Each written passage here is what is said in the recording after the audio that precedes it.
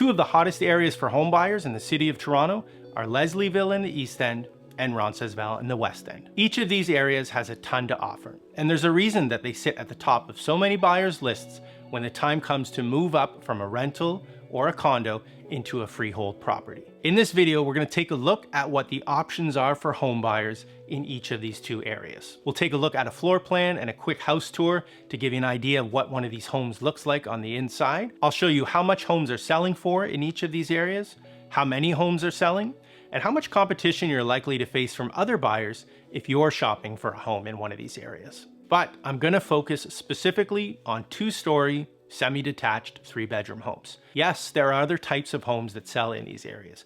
Detached homes, row houses, 2-bedroom homes, 4-bedroom homes, houses that are even 2.5 or 3 stories high. But I've found in 18 years of working with buyers, when they're making that move up from a rental or a condo into a freehold home, the most common option is a semi-detached 2-story 3-bedroom. So that's what we're going to focus on in this video. Now keep in mind, even with these parameters that I'm setting, you're still going to find a variety of options. Some of these houses are going to have parking, some aren't. Some are going to have a finished basement, some aren't. Some will have only 1 bathroom, some will have 2 or 3 bathrooms. You get the idea. If you're new here, my name is Jason Bondy-Sawyer. I've been a realtor since 2006, and I've helped hundreds of buyers and sellers make smart real estate moves. If you'd like to book a call with me to discuss your real estate plans, you can do so using that first link down in the description. Now, if you haven't already, go ahead and subscribe to this channel and like this video so that you see more of our videos in the future. Okay, let's get into it. So first off, for anyone who's unfamiliar with either of these two areas, we'll take a quick look at a map here and see where they're situated in relation to the city as a whole. So Leslieville is located in the east end of the city and Roncesvalles is located in the west end. Now I'm going to be using the Toronto Real Estate Board's community maps here, which arguably differ a little bit from what most people would commonly refer to as the boundaries for these areas. Looking first at Leslieville, some maps define this area as being bordered by Coxwell Avenue to the east, Lakeshore Boulevard to the south, and then the train tracks here to the north and the west. TREB's community map, on the other hand, extends that western boundary a bit and includes the Riverside neighborhood, extending up to Gerrard Street to the north and then the DVP to the west. And TREB has named this community South Riverdale, so they don't actually have one specifically for Leslieville. Looking at Roncesvalles now, maps define this area as being bordered by the train tracks and Lansdowne over to the east, Roncesvalles Avenue to the west, Bloor Street to the north, and then Queen Street to the south. TREB's community map, again, is a bit different, okay?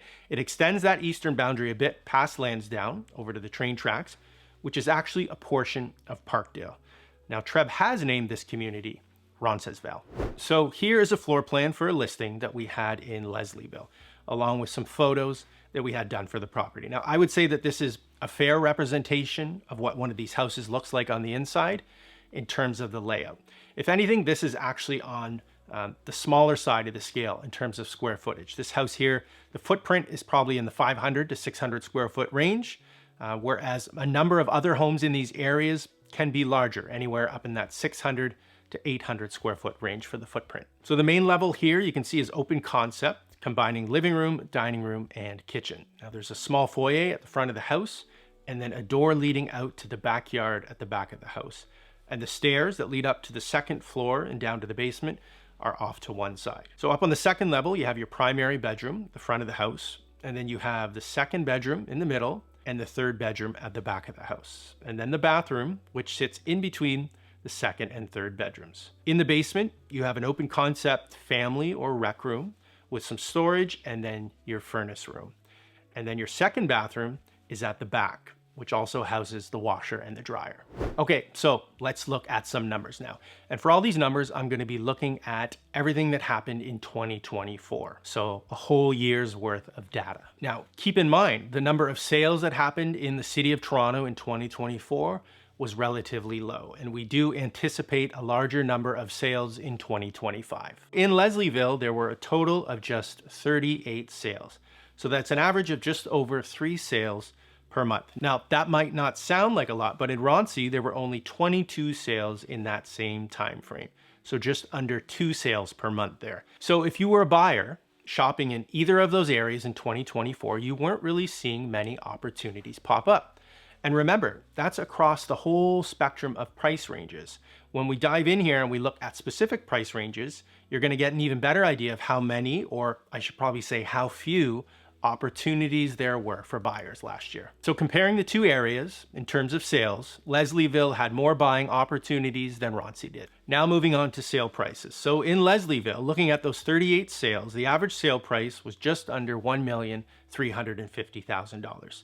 The median sale price, which if you were to line up all 38 sales next to one another, it would be the middle number, was just under $1,320,000.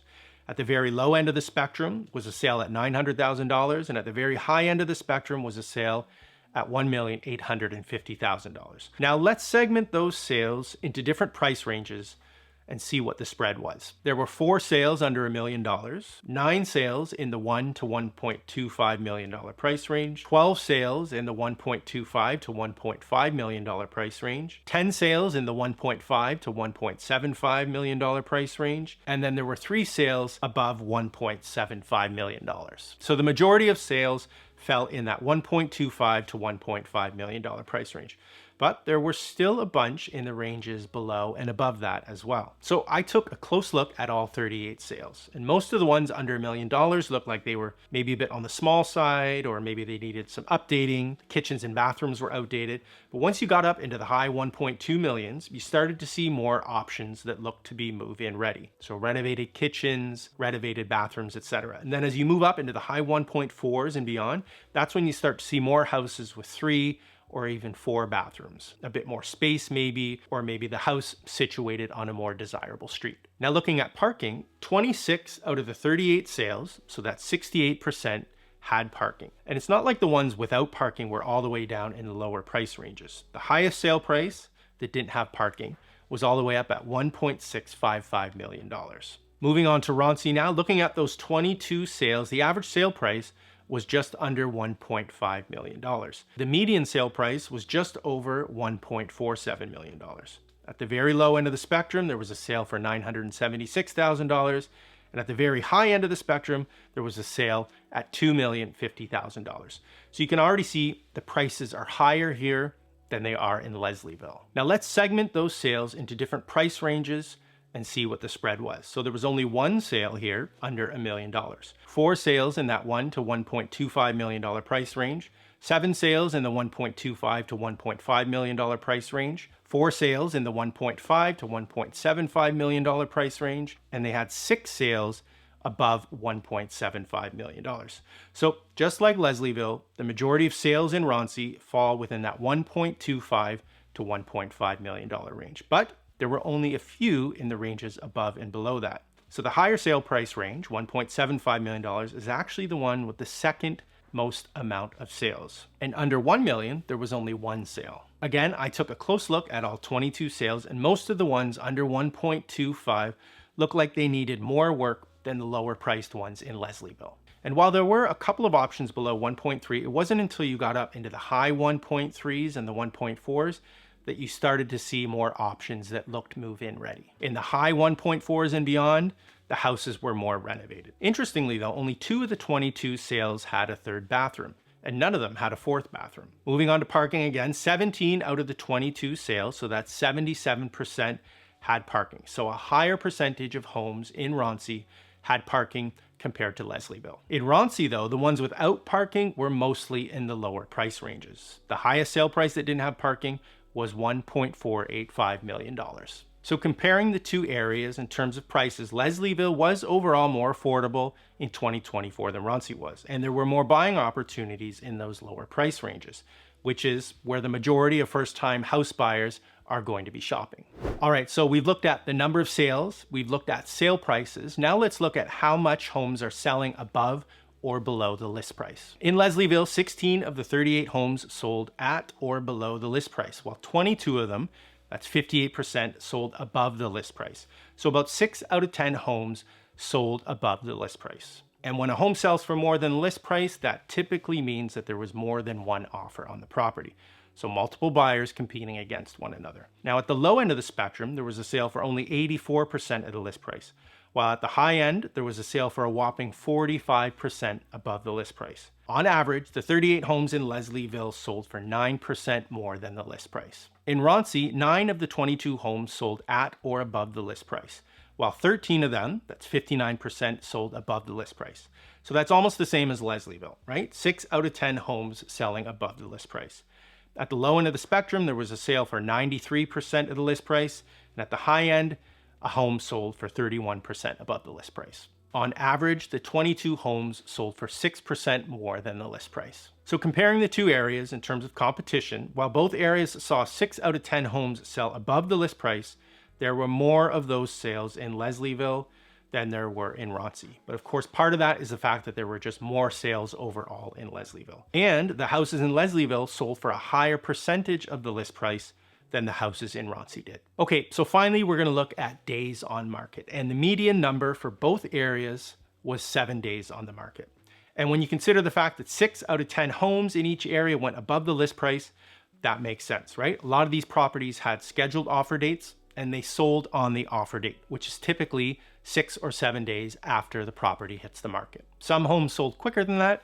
Some homes took a bit longer to sell. If you want to look at averages, it was 12 days in Leslieville and 22 days in Ronci, but I'd focus more on the median than the average here because there were a few homes in Ronci that sat on the market for more than 80 days, which skews the average.